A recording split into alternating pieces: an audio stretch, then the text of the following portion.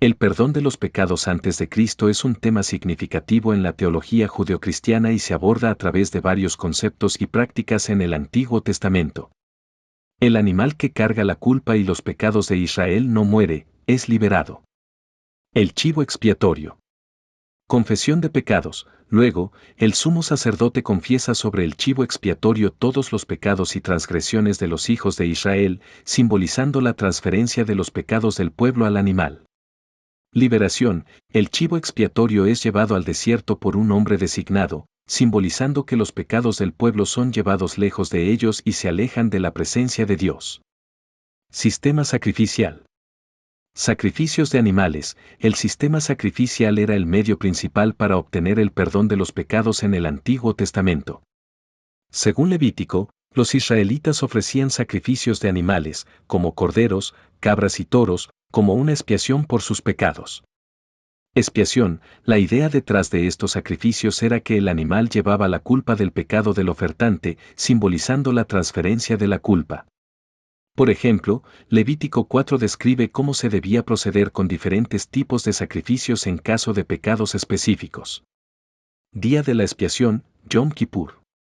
Este era un día especial en el calendario judío en el que el sumo sacerdote ofrecía sacrificios por los pecados del pueblo.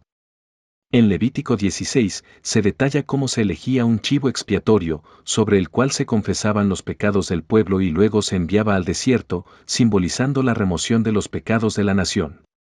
Arrepentimiento y confesión. El arrepentimiento era crucial para el perdón. Los individuos debían reconocer y confesar sus pecados a Dios. Salmo 51 es un ejemplo de un salmo de arrepentimiento de David, donde expresa su dolor por el pecado y su deseo de perdón. En Ezequiel versículo 18 verso 30, Dios llama a su pueblo a volverse de sus pecados y ser transformados, sugiriendo que el arrepentimiento es un paso esencial para recibir el perdón. La misericordia de Dios. A lo largo del Antiguo Testamento, se enfatiza la naturaleza misericordiosa de Dios. Dios es presentado como perdonador que está dispuesto a extender su gracia a aquellos que se arrepienten. Miqueas capítulo 7 verso 18 al 19. Habla de la compasión de Dios y su disposición a perdonar. Antes de la llegada de Cristo, el perdón de los pecados se obtenía a través del arrepentimiento, la confesión y el sistema de sacrificios establecido en la ley. Aunque se otorga el perdón, era un proceso que dependía de la fe y la obediencia del pueblo. La Biblia contiene fuertes condenas contra el sacrificio humano, presentando a Dios como alguien que aborrece tales prácticas. En lugar de eso, la Escritura apunta hacia la importancia de la obediencia, la fe y el sacrificio que proviene de un corazón dispuesto. Uno de los pasajes más claros que aborda este concepto se encuentra en Ezequiel. El alma que pecare, morirá. El Hijo no llevará el pecado del Padre, ni el Padre llevará el pecado del Hijo. La justicia del justo será sobre él, y la impiedad del impío será sobre él. Este versículo enfatiza que cada persona es responsable de sus propias acciones y no puede ser castigada por los pecados de Adán y Eva. La afirmación de que el Hijo no cargará los pecados del Padre refleja un principio bíblico de responsabilidad individual. Cada persona es responsable de sus propias acciones y tiene la oportunidad de arrepentirse y buscar la reconciliación con Dios, sin ser condenada por los pecados de sus antepasados. Este concepto es fundamental en la enseñanza bíblica sobre la justicia y la gracia divina. La oferta de vida eterna tal como se entiende en el Nuevo Testamento no estaba explícitamente presente antes de Cristo. Sin embargo, la relación con Dios y la esperanza de redención estaban en juego en el Antiguo Testamento. Por lo tanto, aunque las personas antes de Cristo no tenían la oferta de vida eterna en el sentido cristiano pleno. Saduceos. No creían en la resurrección de los muertos ni en la existencia de ángeles o demonios. Se ceñían estrictamente a la Torá escrita y rechazaban la tradición oral. Se enfocaban en las prácticas del templo y en la ofrenda ritual, más que en la ética personal. La oferta de vida eterna, tal como se entiende en el cristianismo, está basada en la fe en Jesucristo y su obra redentora.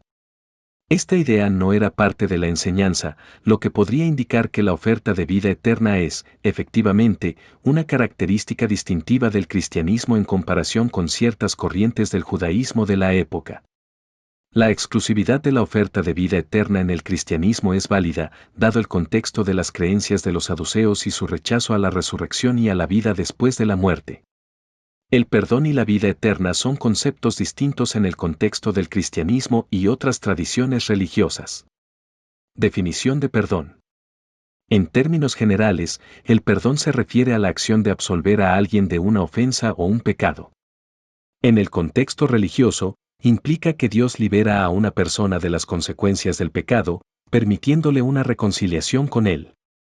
En el cristianismo, el perdón de los pecados se ofrece a través de la fe en Jesucristo y su sacrificio en la cruz, Efesios capítulo 1. Verso 7.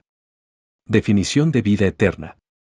La vida eterna, en la tradición cristiana, se refiere a la existencia continua en una relación perfecta con Dios, tanto en el presente como en la vida futura, después de la muerte.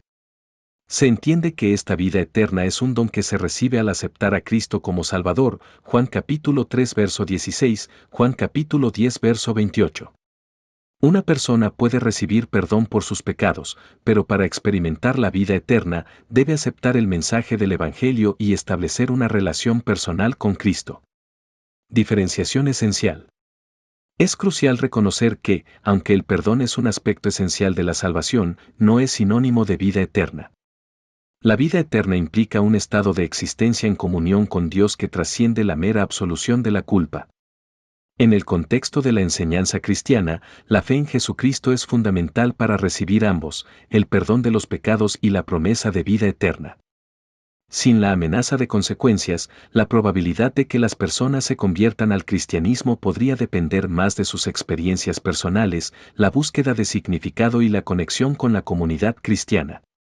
La decisión de seguir a Cristo puede ser impulsada por el deseo de experimentar amor, esperanza y propósito, más que por el miedo a las consecuencias.